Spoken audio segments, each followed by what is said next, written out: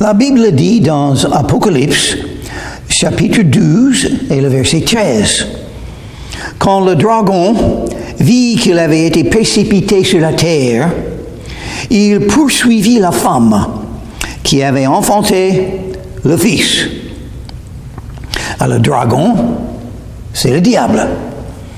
Il a été enfin jeté du ciel, il ne peut plus entrer dans le ciel pour mentir à Dieu.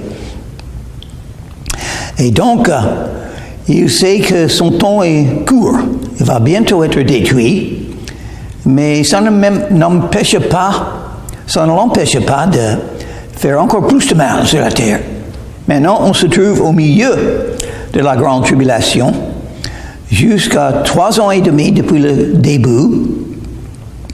L'Antéchrist, en même temps, est entré dans le temple pour se déclarer Dieu, pour faire l'abomination de désolation dont a parlé Daniel et Jésus dans Matthieu chapitre 24. Et 3 ans et demi après, Jésus reviendra sur la terre pour tout corriger, pour tout juger, pour détruire les armées de l'Antéchrist. Enfin, il fera, comme il est le Seigneur des Seigneurs, le Tout-Puissant, et il va garder sa promesse, il revient. Et qui est la femme que le diable va poursuivre? Israël. Israël est la femme qui a enfanté le Fils. Marie était juive. Elle vivait en Israël. Jésus était juif. Il vivait la plupart de sa vie en Israël. Donc le salut pour le monde est venu d'Israël. Le plan de Dieu se trouve toujours dans le pays d'Israël.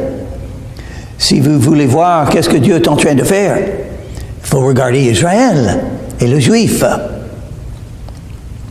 Et même les chrétiens sont seulement ceux qui sont entrés dans la promesse qui a été donnée aux juifs.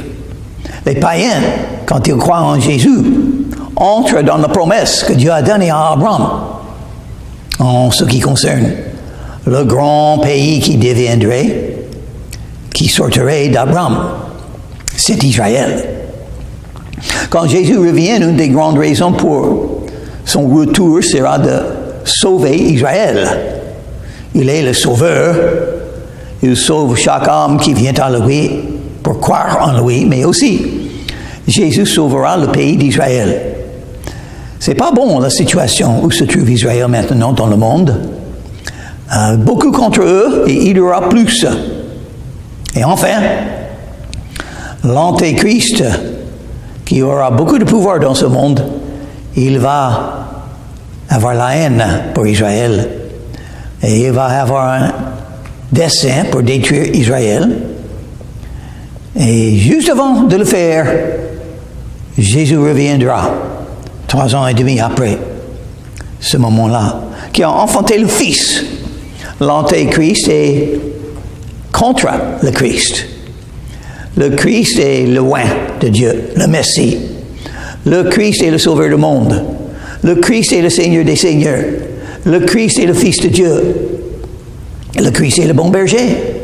Le Christ est le chemin, la vérité et la vie. Le Christ est le pain de la vie, l'eau de la vie.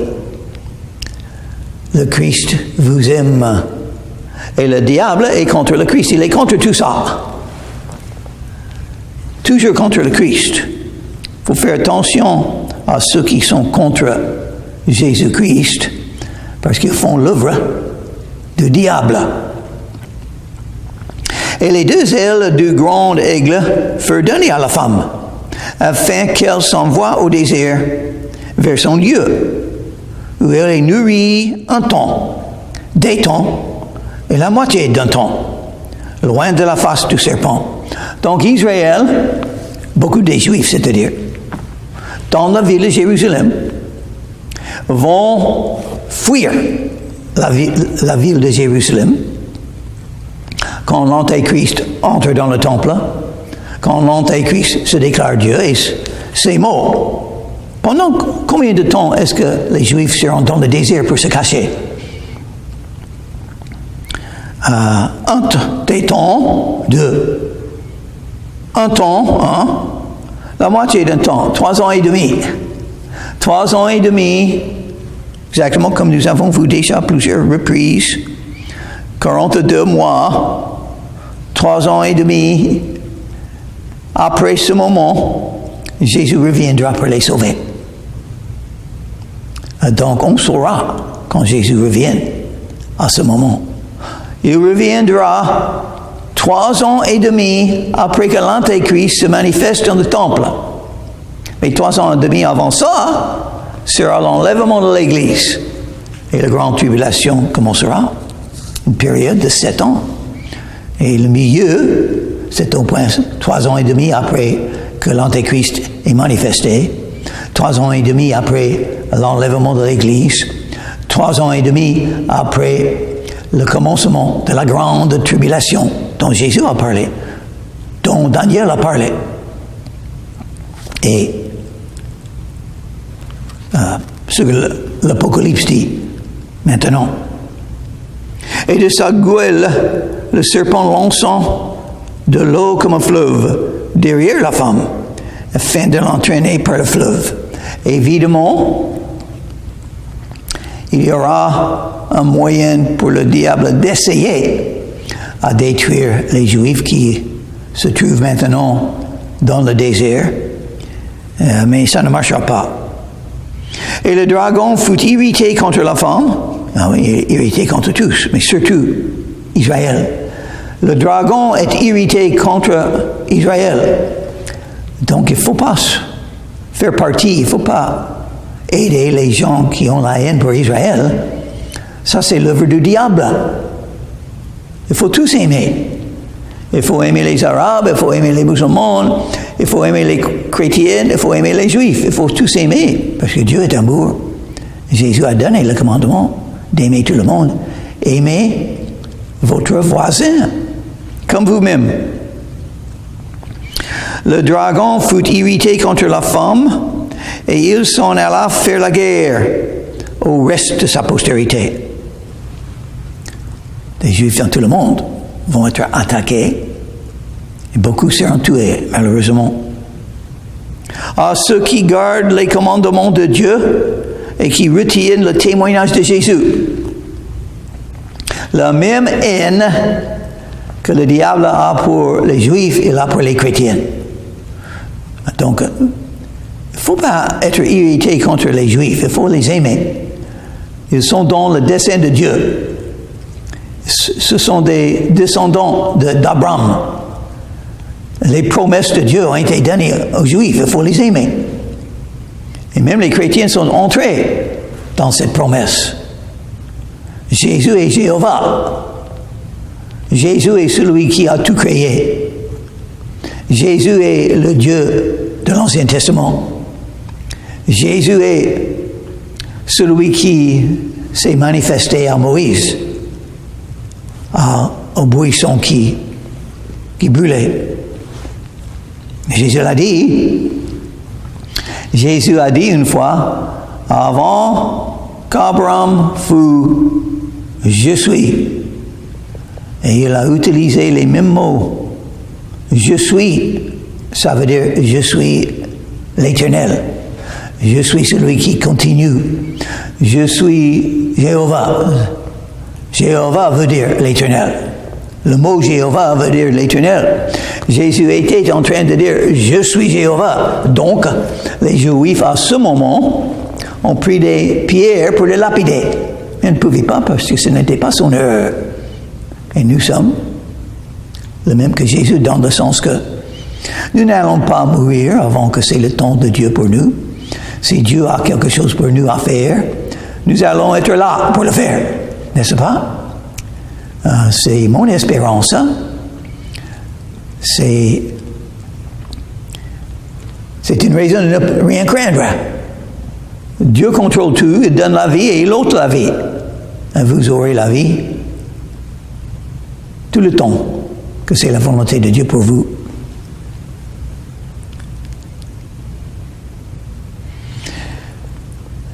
ceux qui gardent les commandements de Dieu et qui retiennent le témoignage de Jésus. Où se trouvent les commandements de Dieu dans la Bible?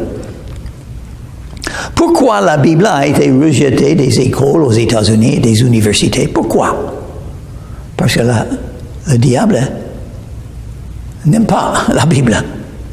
Ni les commandements de Dieu. Tous les commandements de Dieu se trouvent dans la Bible. Le diable est contre la Bible.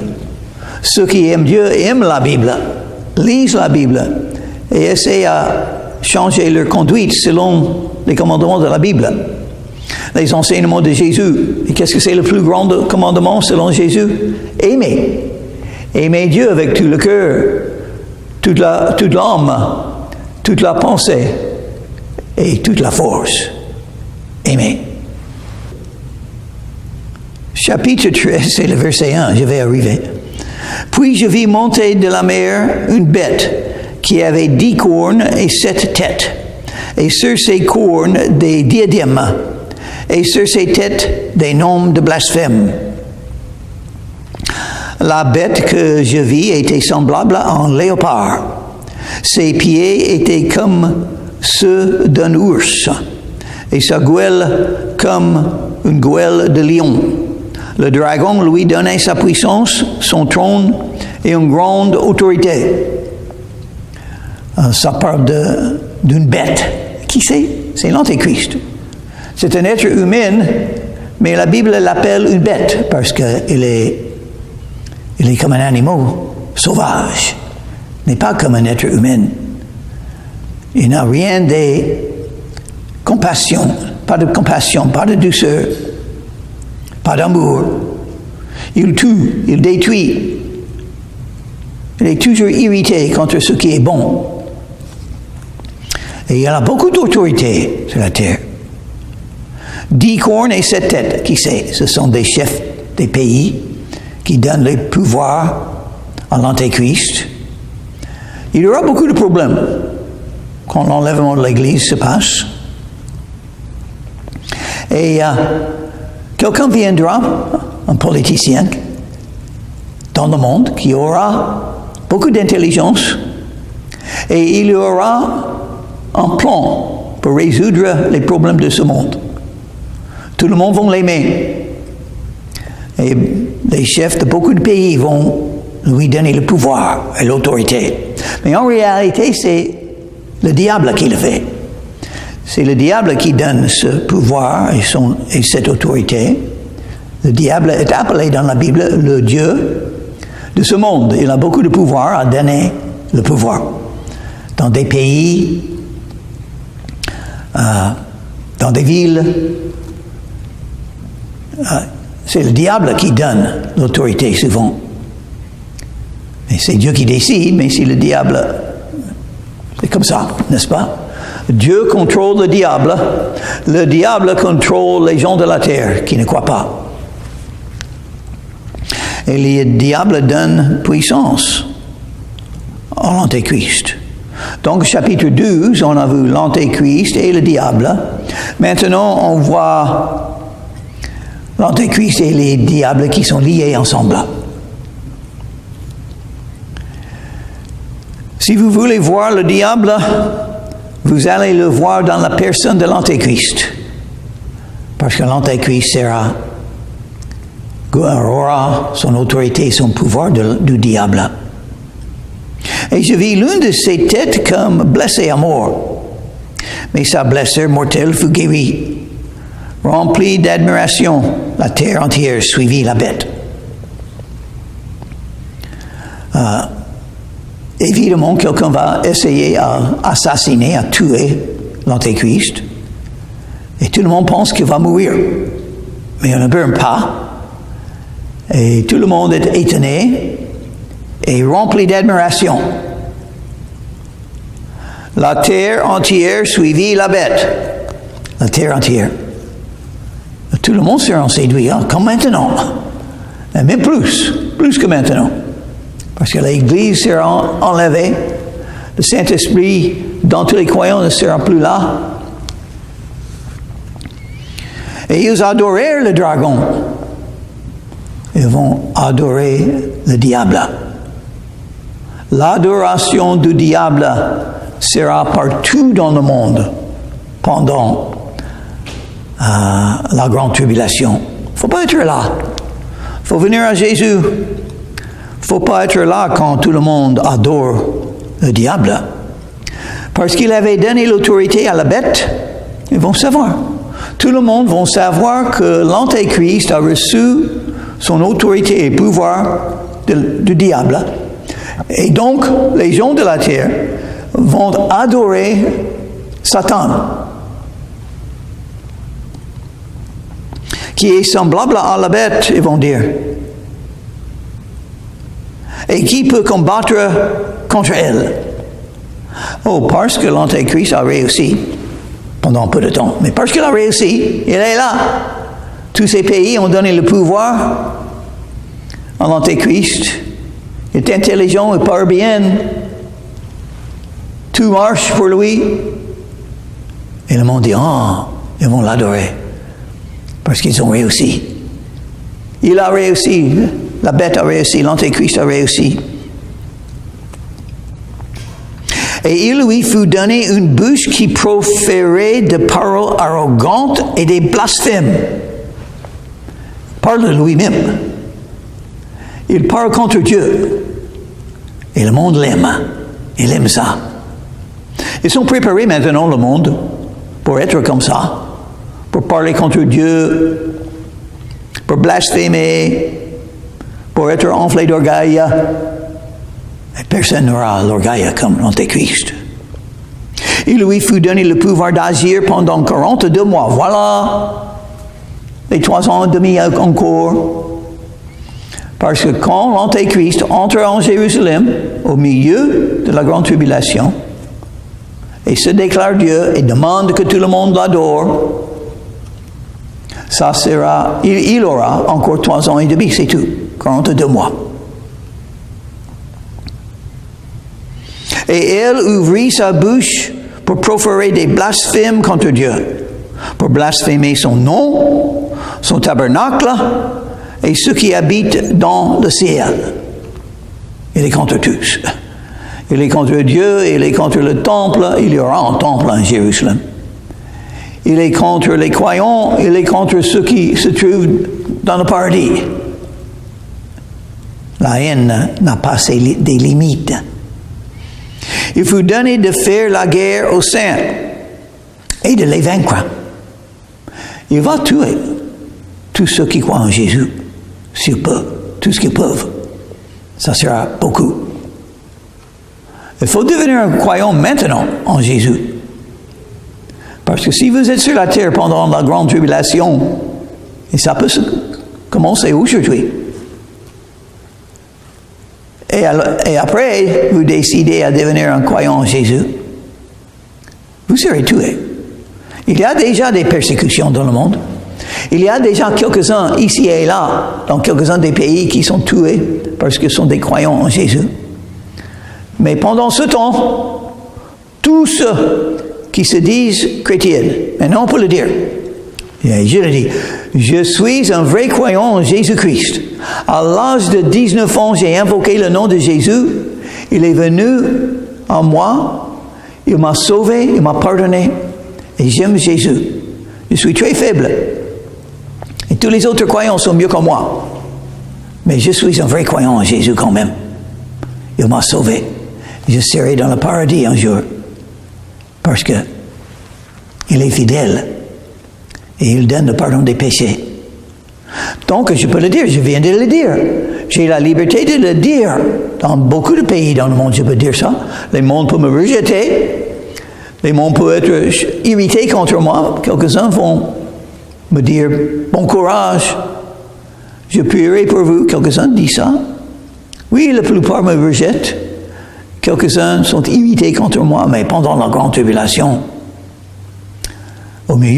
après le milieu de la grande tribulation, quelqu'un qui dit ce que je viens de dire sera tué tout de suite.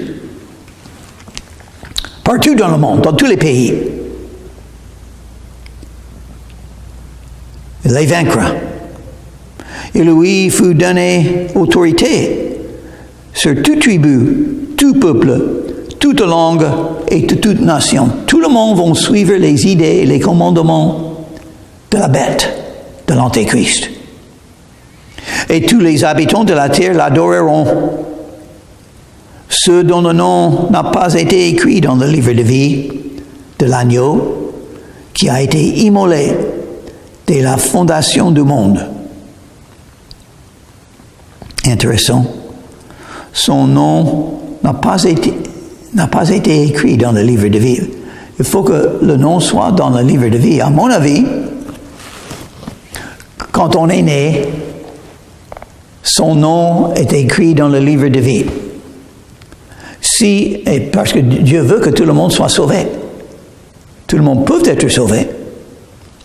Mais si, pendant votre vie, vous décidez à rejeter le salut gratuit qui vous est offert par Jésus, votre nom, enfin, est ôté du livre de la vie et vous ne serez pas sauvé.